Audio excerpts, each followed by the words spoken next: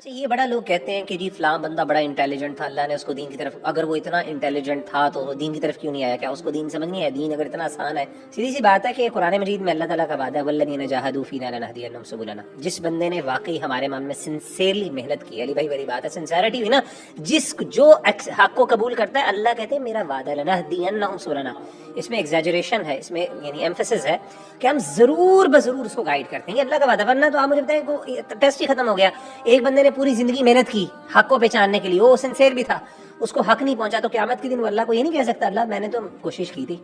اس کے بعد تو ایکسکیوز آ گیا، تو اللہ کہتے ہیں اللہ نے دنیا میں بھیجا ہی ایکسکیوز ختم کرنے کے لیے، ورنہ تو اللہ کو تو پہلے بھی پتا ہے کہ اس کا اینڈ کیا ہونا ہے۔ اسی لیے وہ علماء کہتے ہیں کہ جو حضرت خضر علیہ السلام کا جو واقعہ تھا نا کہ وہ بچے کو کیوں انہوں نے قتل کر دیا، اور وہ کہتے ہیں جی حالانکہ تو ابھی تو اس نے گناہ کیا ہی نہیں تھا، تو علماء کہتے ہیں کہ اللہ کے پاس جسٹ رائٹ ہے، اللہ کا علم اتنا کامل ہے کہ اگر وہ بڑا ہوتا اس نے یہ کرنا تھا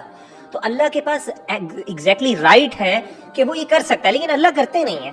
کیونکہ اللہ تعالیٰ نے انسان کو بھی اپنا جو ہے نا جسٹس کو باور کرانا ہے، اور اللہ تو دنیا میں بھیجا اسی لیے تاکہ وہ اس پروسیس کو گزرے اور اللہ کی جو تقدیر ہے اس کی طرف، کہتے ہیں ہم تقدیر سے نکل کے تقدیر کی طرف ہی جاتے ہیں۔ اللہ کی نالج کی پرفیکشن اتنی زبردست ہے، مطلب مثال کے طور پہ بڑی سمپل سی بات ہے، ایک بندہ جو ہے وہ اگر ڈس آنیسٹ ہے اپنی کسی معاملے میں،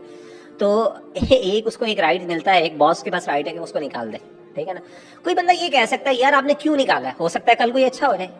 مطلب کل کو اچھے ہونے کا تو کوئی دلیل کسی کے پاس نہیں ہے نا۔ مسئلہ یہ ہوتا ہے کہ اللہ کی نالج اتنی پرفیکٹ ہے کہ اس کا نہ کرنا بھی کرنے کے برابر ہے، یعنی ایک بندے نے عمل نہیں بھی کیا تو وہ ایسے ہی ہے کہ اس نے کیا، کیونکہ اللہ کے ہاں تو وہ بالکل ایسی چیز ہے جیسے فلم ہے۔ اللہ تعالیٰ کا علم جو ہے، یہ دیکھیں علم نالج کسی ایکشن پہ یعنی انفلوئنس نہیں کرتا، ضروری نہیں ہے۔ اس کی عام طور پہ مثال ایسے ہی ہوتی ہے کہ جیسے کہ یعنی وہ ایک ٹیچر ہے نا، وہ ایک اسٹوڈنٹ ہے، وہ جو ہے نا وہ ٹیچر پہلے سے ایک کلاس میں کہتا ہے یار تو پکا فیل ہے، وہ فیل ہو جاتا ہے، وہ کہتا ہے ٹیچر میں آپ کے کہنے کی وجہ سے فیل ہوا،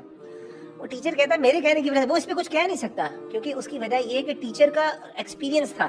اس نے اپنے تجربے کی بیس پہ کہا کہ یار جو بندہ اس طرح کے کرتوت کرتا ہے نا، میرا تجربہ پوری زندگی میں کہ آج تک وہ پاس نہیں ہوا۔ اچھا ٹیچر پھر بھی غلط ہو سکتا ہے، لیکن اللہ کی نالج پرفیکٹ ہے،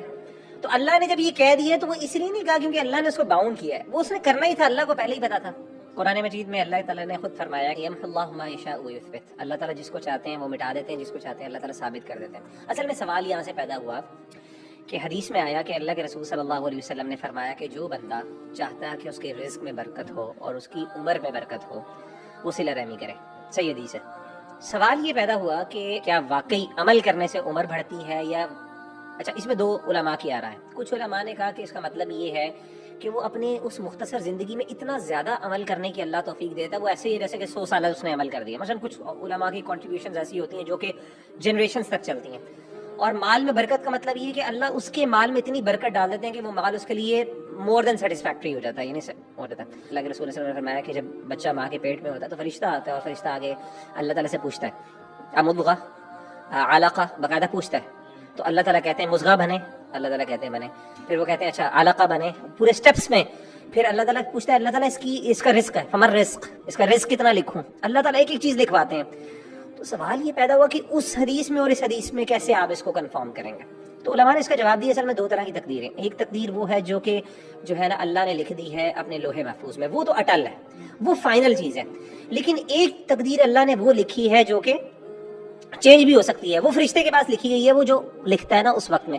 تو علماء کہتے ہیں یمحو اللہ ما یشاء ویثبت میں جو تقدیر کا معاملہ جو اللہ تبدیل کرتے ہیں نا، وہ دعا کی وجہ سے، عمل کی وجہ سے، اس عمل کی وجہ سے وہ والی تقدیر یوز کرتے ہیں، چینج کرتے ہیں جو کہ اللہ نے بنائی، لیکن الٹیمیٹلی اللہ کی پرفیکٹ نالج کے مطابق وہ پتہ ہوتا ہے کہ فائنل الٹیمیٹ کی زندگی وہی ہوگی۔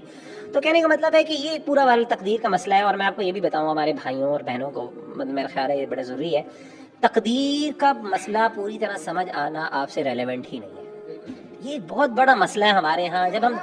آپ نے فرمایا، بلکہ ہمارے علماء کہتے ہیں کہ جو بندہ یہ کہے، ہمارے کلاسیکل سکالرز میں مجھے غالباً ابن تیمیہ رحمہ اللہ کی رائے کس کی ہے، وہ کہتے ہیں کوئی بندہ یہ کہہ دینا کہ مجھے تقدیر کے بارے میں صحیح سمجھ میں آ گیا، وہ بندہ جھوٹا ہے۔ تقدیر اللہ کی قدرت ہے، اللہ کی قدرت کو آپ کنسپچولائز ایک حد سے زیادہ کر ہی نہیں سکتے، اسی لیے اللہ کے رسول صلی اللہ علیہ وسلم بھی ایسا جواب دیتے تھے جو عام بندے کو سمجھ آ جائے، لیکن وہ جواب اگر آپ کہیں گے وہ اس طرح کا جواب تھا کہ وہ تقدیر کی حقیقت بیان کر دے، اللہ کی صفات کی حقیقت بیان کر دے، وہ ایسا نہیں تھا۔ صحابی نے پوچھا نا کہ ہم عمل کیوں کریں، اللہ کے رسول نے کہا تمہیں پتہ ہے تمہارے بارے میں کیا لکھا گیا، بات ہی ختم، یعنی یہ جواب نہیں دیا، سمجھایا نہیں مسئلہ، اللہ کے رسول نے کہا تمہیں پتہ ہے نہیں ہے پتہ تو پھر تم عمل کرو بس۔